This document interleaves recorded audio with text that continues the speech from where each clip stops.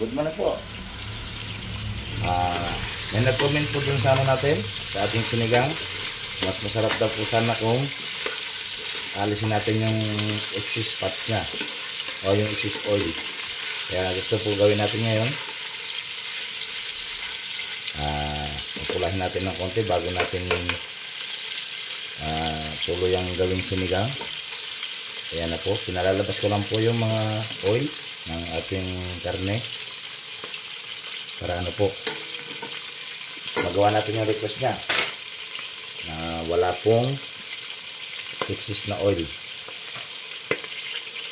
So ayan po, ayan o, tutunan ko lang po ito sa father ko noon.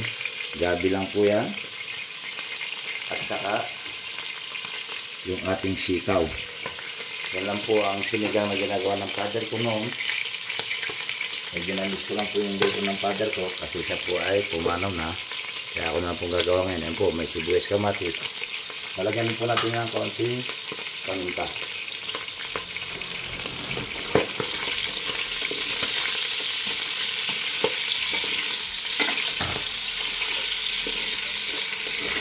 So, ang naging twist lang dito, sa father ko po kasi direct yun. Hindi na po siya ginigisa. Pero, siyempre, tayo po, bilang nagluluto, nag-explore din po tayo kahit paano ang iba't ibang style or approach sa pagluluto.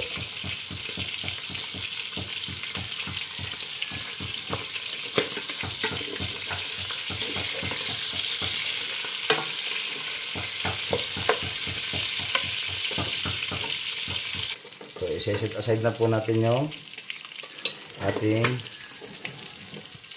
karne. Po natin muna.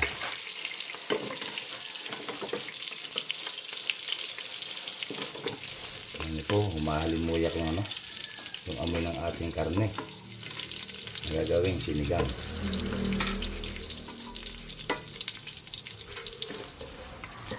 So para hindi po siya masyadong oily, alisin na po natin yung ibang mantikaan dyan.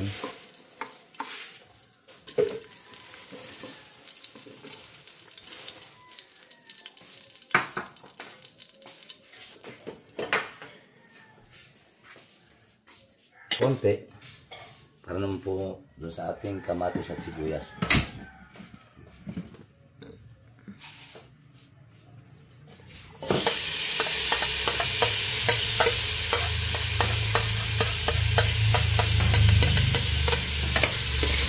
Yan po, may purpose po yan. Yan po ang magbibigay kulay sa ating sabaw. Kaya yan ko na po talaga yan lutuin.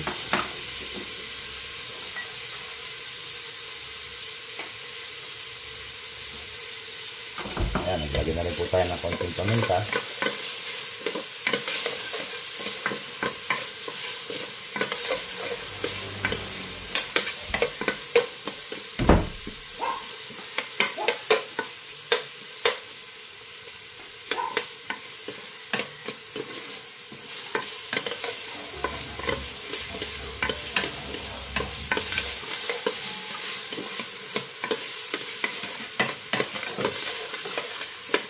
Ating karne.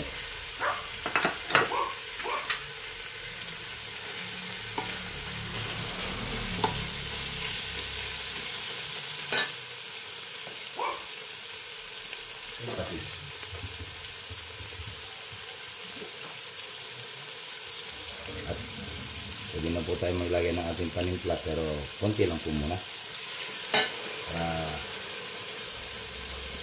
Kalasa lang po ng konti yung karne natin.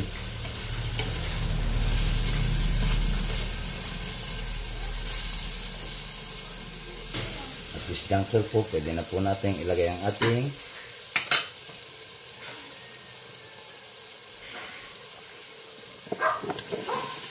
gabi.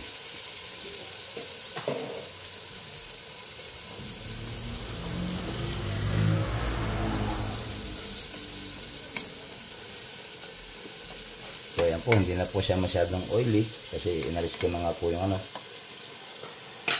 At yung gagamitin po natin pala sa kanya na sabaw ay yung pangalawang hugas po ng bigas. Yan. Balat. Sorry. So yun lang po. Hintayin po natin maglambot.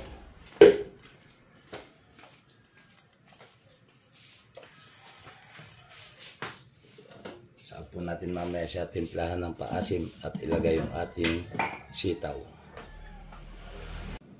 So, ayan na nga po at malambot na ang ating sinigang na baboy. So, muli nyo namang magagampanan. Mapapatunayan ang hula ni Agidang Puriklat. Ayan po, habang pinapalambot po natin yan, huwag na po natin tatakpan para hindi po magkulay, i-brown yung ating gulay. So, kaya na po tayong add-on dyan, maliban dito sa ating panimpla na sampalok. So, yun lang po. Have a nice lunch sa ating lahat at maraming salamat.